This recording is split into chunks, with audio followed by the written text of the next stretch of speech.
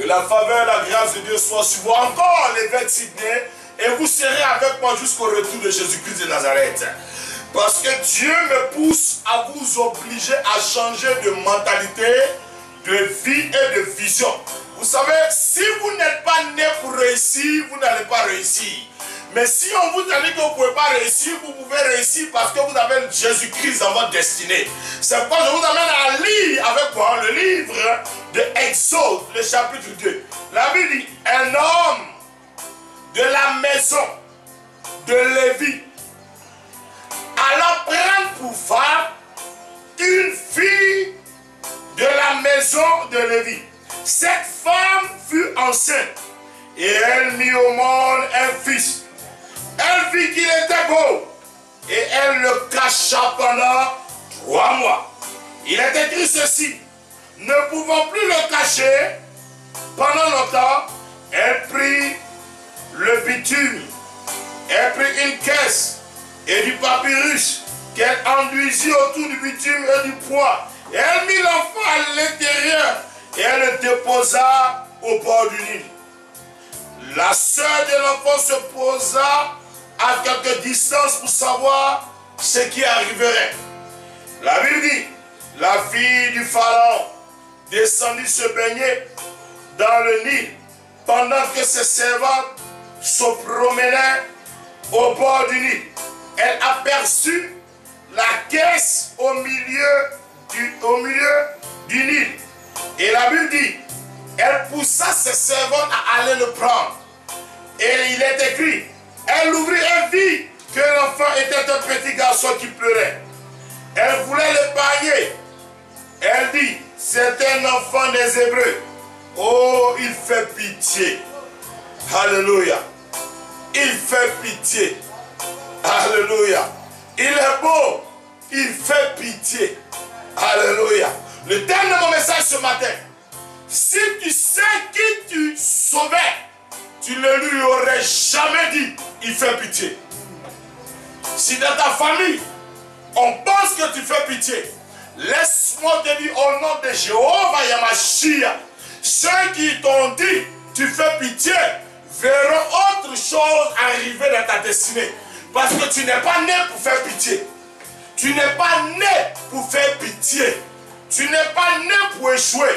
Tu n'es pas né pour être en bas des autres. Tu n'es pas né pour être misérable. Ils peuvent dire que tu fais pitié, c'est leur pensée. Mais tu es né pour avoir une destinée, pour sauver une génération, en prêchant l'évangile, en annonçant Jésus-Christ de Nazareth, en sauvant des âmes, en parlant de Jésus aux gens. La Bible dit que la mère de Moïse a vu que le fils était beau. Mais Pharaon avait sorti un décret. Et le décret de Pharaon était que tous les bébés de 0 à 2 ans devaient mourir. Parce qu'ils connaissaient le surnaturel. Le diable connaît le surnaturel. Les hommes qui connaissent ton avenir savent qu'il y a une étoile que toi-même tu ne vois pas. Parce que tout chrétien, tout enfant de Dieu, tout être humain qui naît avec une étoile. Si tu ne prospères pas, c'est qu'il y a un nuage qui s'est mis au pont et sur ton étoile. Si tu ne réussis pas, c'est qu'il y a un nuage qui couvre ton étoile. Parce que celui en qui nous avons cru s'appelle l'étoile du matin. Je ne comprends pas comment une étoile peut apparaître le matin quand on voit la clarté, la beauté, la puissance d'une étoile la nuit. Mais Jésus s'appelle l'étoile du matin.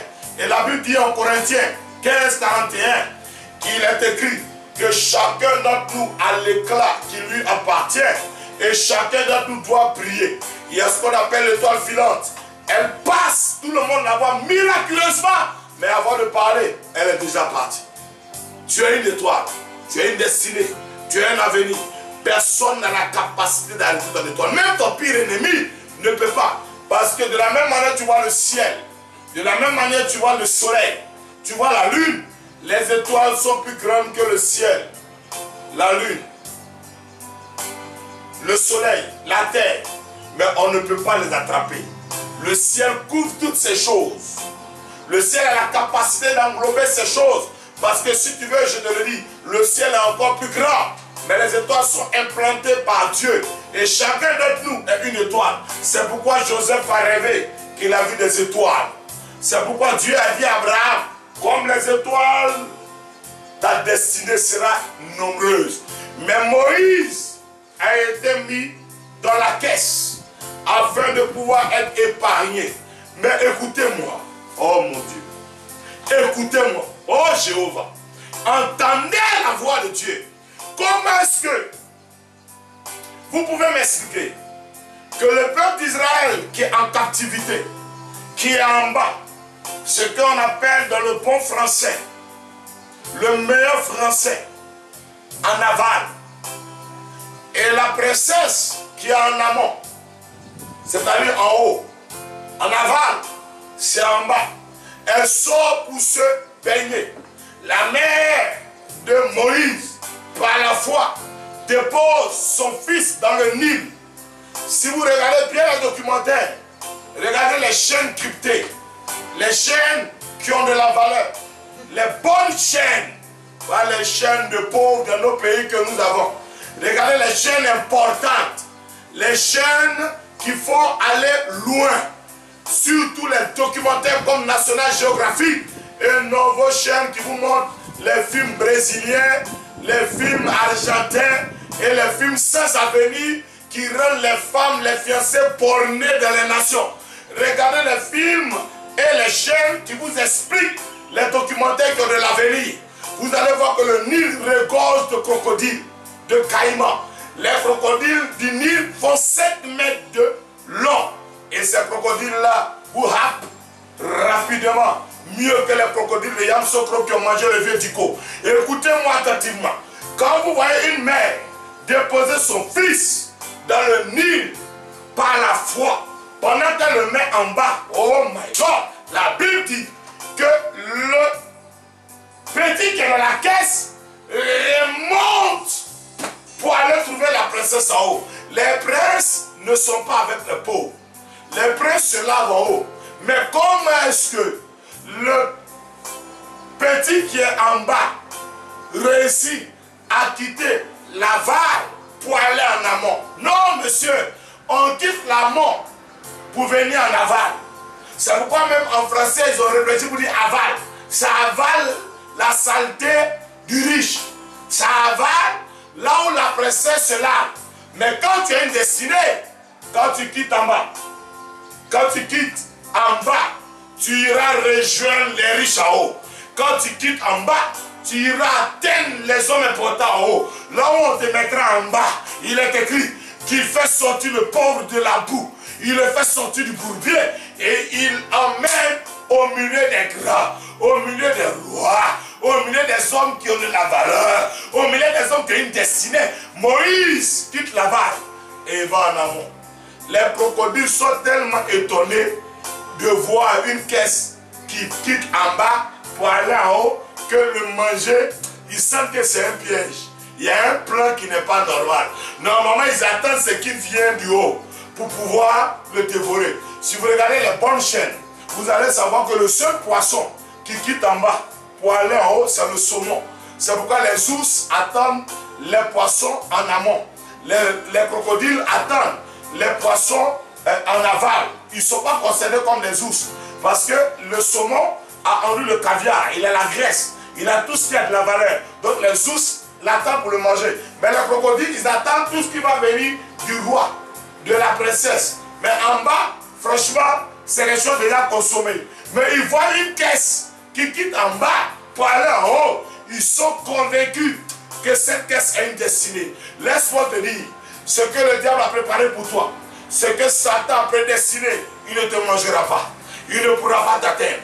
Car la Bible déclare, toute âme forgée contre toi sera sans effet. Même quand Satan te verra, il ne pourra pas te toucher. Même quand Satan te verra, il ne pourra rien contre toi. Quand la fille de Pharaon a vu la caisse monter, toutes les filles qui se lavaient étaient ses servantes. Elles ne pouvaient pas voir ce qui a une importance. Dieu ne te sauve pas pour t'emmener au milieu des servantes. Il ne te sauve pas pour t'emmener au milieu des pauvres. Il ne te sauve pas pour t'emmener au milieu des gens qui ont échoué. Si tu sors d'une famille pauvre, c'est pour te faire rencontrer les riches. C'est pourquoi tu es au Canada, tu es en France, tu es en Suisse, tu es aux États-Unis, tu es à Bruxelles, tu es à Londres, tu es en Chine, tu es à Montréal, tu as de l'avenir. C'est pourquoi tu es en Côte d'Ivoire, tu es à Kinshasa, tu es au Bénin, tu es au Togo, tu es au Mali. C'est pourquoi tu es un homme qui est au Nigeria, au Ghana, tu as de l'avenir. Il t'enlève du bas et il te fait aller en haut. Va en haut. Va en haut. Quitte l'aval. Va en amont. Quitte l'aval. Va en amont. Quand elle l'a vu, elle dit, oh, c'est un fils des Hébreux. Il est beau, mais il fait pitié. Il fait pitié. Laisse-moi te dire une chose. Tu n'es pas né pour faire pitié. Tous ceux qui ont décidé que tu fais pitié maintenant sauront que c'est toi qui es venu posséder leur richesse. C'est toi qui es venu arracher leurs biens.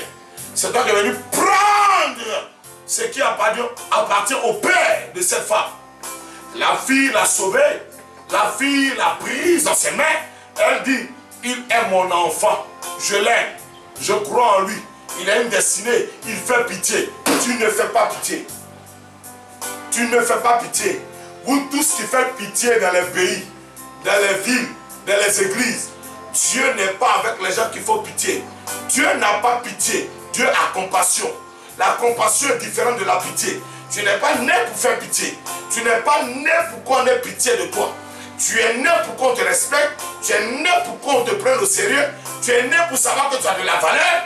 Tu es né pour démontrer à l'humanité que si tu es dans la main de quelqu'un, c'est pour sauver une nation, sauver un peuple, sauver une fille, sauver ta mère, sauver ton père, sauver tes parents, sauver ceux qui croient en toi. Tu as un avenir, tu ne fais pas pitié. Moi, je ne fais pas pitié.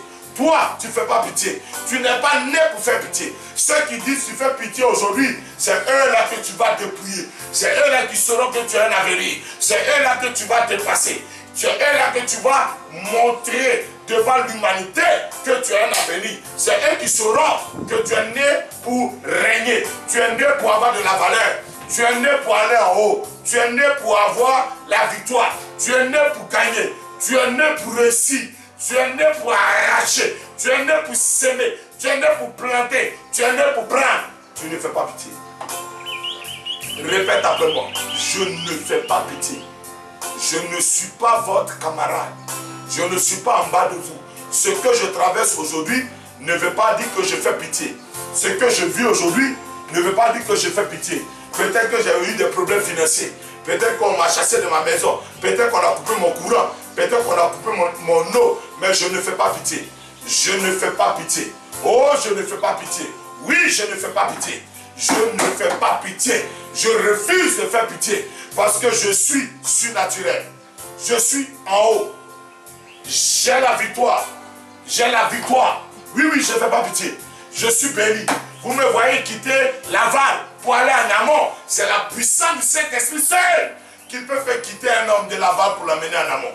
Sinon, tout le monde quitte l'amont pour aller en aval. C'est la saleté des enfants d'Égypte qui vient atteindre les enfants d'Israël. Mais aujourd'hui, un homme s'est levé. Il a l'air. Pourquoi? Parce qu'un homme de la maison de Lévi a pris pour femme une femme de la maison de Lévi. Ne te marie pas avec une païenne. Ne te marie pas avec un musulman. Ne te marie pas avec un catholique.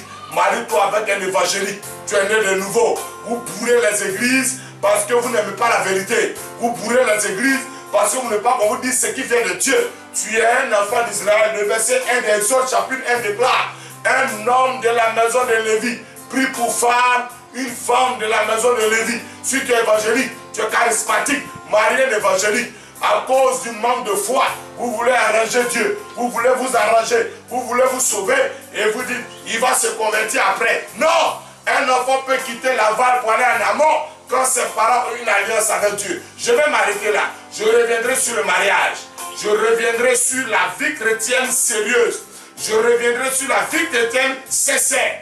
Soyez bénis, c'est la parole de l'Esprit de Dieu te concernant afin que ta destinée change. Je prie pour toi, que Dieu t'accorde sa faveur. Répète après moi, je ne fais pas pitié.